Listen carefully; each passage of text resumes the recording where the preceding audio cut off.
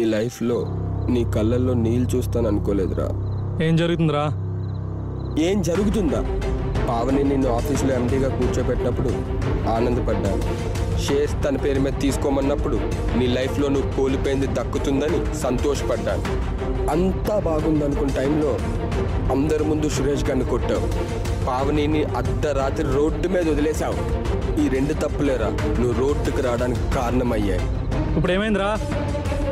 ఆ కోపంలో తన పేరు మీద తీసుకున్న షేర్స్ వాడికి ఇచ్చేసింది. నీ మెయిల్స్ ద్వారా వచ్చే వర్క్ ఆర్డర్స్ సురేష్ కంపెనీకి వెళ్ళేలా చేసింది. పావని ఎక్కడుంది? చూసి నువ్వు తట్టుకోలేవురా. నీకు తెలుసా?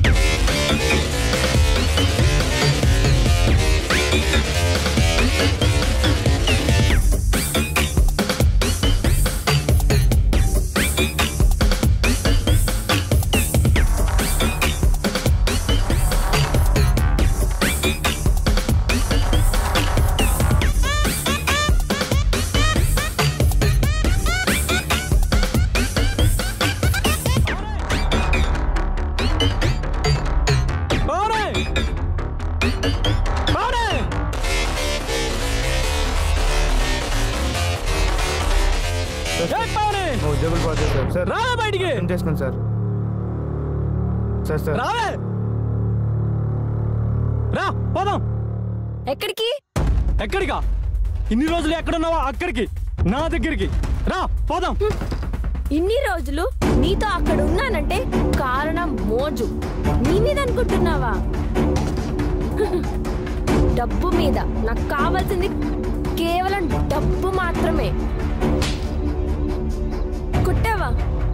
ఈ మాత్రానికి కొడితే అసలు నిజం తెలిస్తే చంపేస్తావేమో. దాన్ని చేసుకోవడం నువ్వెవర్రా? నీ ఆఫీస్లో కొట్టామని ఇదంతా చేసుకున్నావా? నిన్ను నడి రోడ్డు మీద నించోబెడతామని ఎప్పుడో డిగ్రీ చదివినప్పుడే ఫిక్స్ అయ్యా. ఎందుకో తెలుసా? కోపంతో ప్రతి విషయంలో నువ్వే ముందు. చదువులో, గ్యాంగ్లో, ఎలక్షన్లో, ఆఖరికి ప్రేమలో కూడా. డిగ్రీలో మారియని చూడంగానే ప్రేమించాలనిపించిందిరా. కానీ అది నిన్ను బావా అన్న ప్రతిసారి ఎక్కడో కాలేది. పోనీ ఎలక్షన్లో నిలబడదామనుకున్నా, అక్కడ నువ్వే నాకడ్డు. నీతోనే ఉంటూ ఎలక్షన్లో ఓట్స్ని షఫల్ చేద్దాం అనుకున్నాను రా. ఏం బుర్రరానేది? శకుని కంటే స్పీడ్గా పరిగెట్టింది. కానీ ఒక్క విషయంలో ఆనందపడ్డారా? మారియన్ నిన్ను వదిలేశాక నీ జీవితం దిగజారడం, నా జీవితం ఎదగడం రెండూ ఒకేసారి జరిగాయి. నా బ్యాడ్ లక్ ఏంటంటే బిజినెస్ లో కూడా నువ్వే పోటీ. నిన్ను నాశనం చేయాలని ఫిక్స్ అయ్యా. కానీ ఎలా అని ఆలోచిస్తుంటే నువ్వే నాకు వచ్చి హెల్ప్ చేసావు. ఎవరో తెలియని మెసేజ్ చేసింది.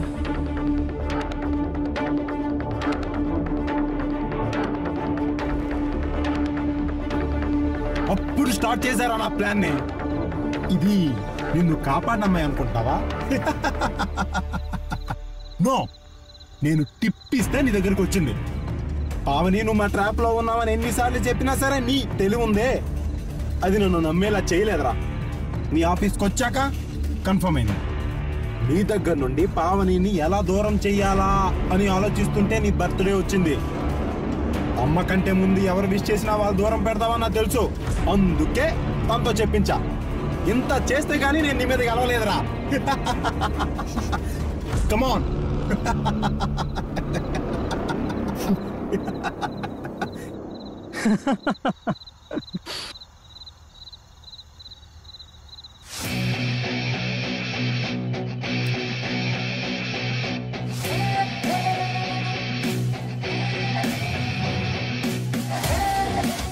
గెలుపా? నువ్వా నా మీద? ఎంగిలి అలవాటేగా, తీసుకోమని చెప్పు.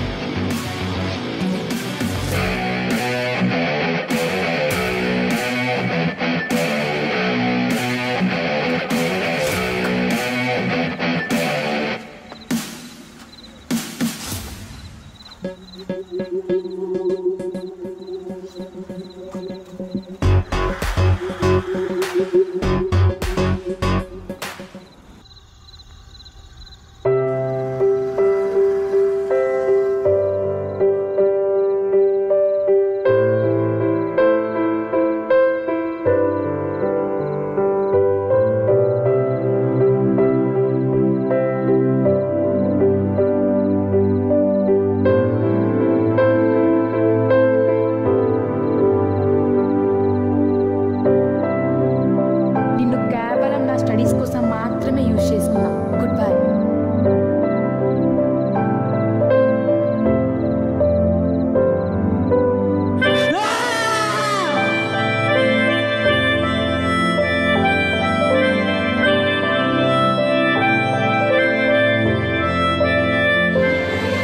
నేను నిన్ను నా సెక్యూరిటీకి మాత్రమే యూజ్ చేసుకున్నా.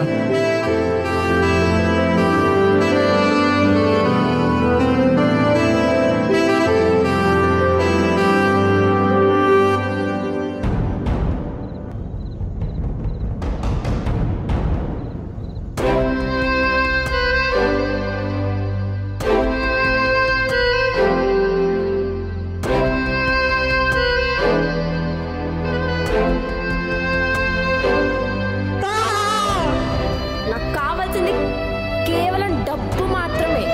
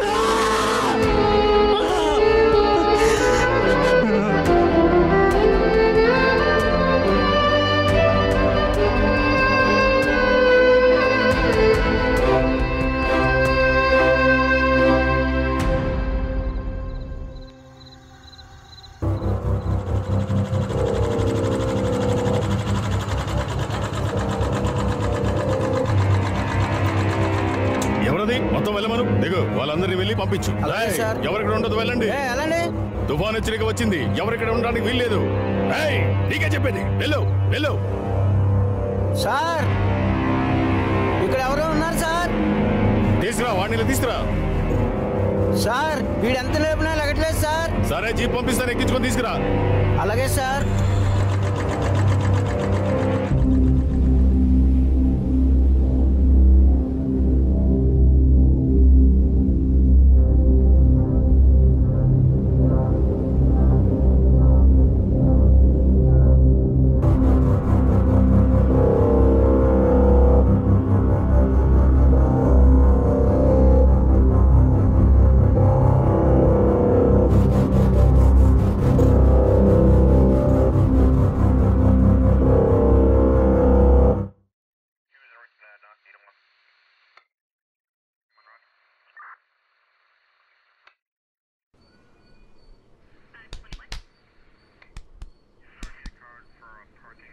సార్ ఎంత రేపు లగట్లేదు సార్.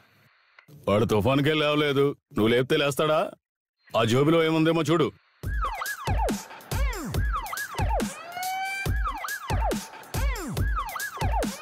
సార్ విజిటింగ్ కార్డు దొరికింది సార్. ఆ నెంబర్కి కాల్ చేయి.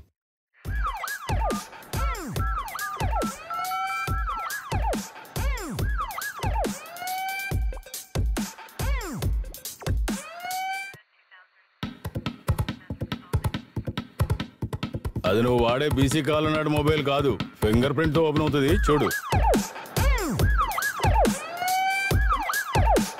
Open sir. మరి ఇంకా ఆలస్యం ఎందుకు, అందులో నెంబర్లకు కాల్ చేయి.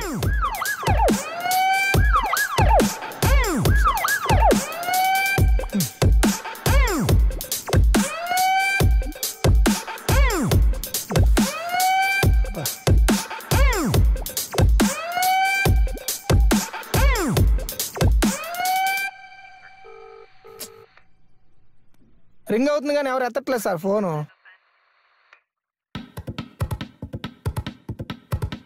I'm at 2 town police station అని టైప్ చేసి వాడుకున్న వాట్సాప్ కాంటాక్ట్స్ అన్నిటికీ ఫార్వర్డ్ చేయి. సరే సార్.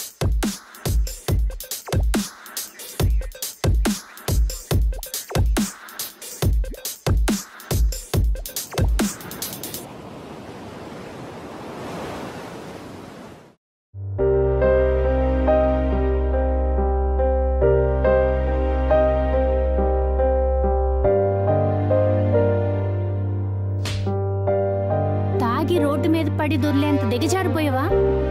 అమ్మాయి ప్రేమ కోసం నా ఆదిత్య అయితే ఇలా అవ్వడు. నీకు నేను లేననుకున్నావా? కష్టాల్లో ఉన్నప్పుడు నీ చుట్టూ ఉండే నీ ఫ్రెండ్స్ లేరనుకున్నావా? నైట్ లేవలేకపోవడం వల్ల తీసుకొచ్చాం, ఏం ప్రాబ్లం లేదు, మీరు తీసుకెళ్ళొచ్చు. రోడ్డు మీద ఆకలితో ఉన్నవాడికి ఎవరో వచ్చి సాయం చేశారంటే అప్పటికీ ఆ సాయం దేవుడిచ్చిన వరంగా భావించాలే కానీ మన జీవితంలోకి మళ్ళీ వస్తారని ఆశించకూడదు. ఇదంతా నాకెలా తెలుసు అనుకుంటున్నావా? నేను నీ తల్లినిరా.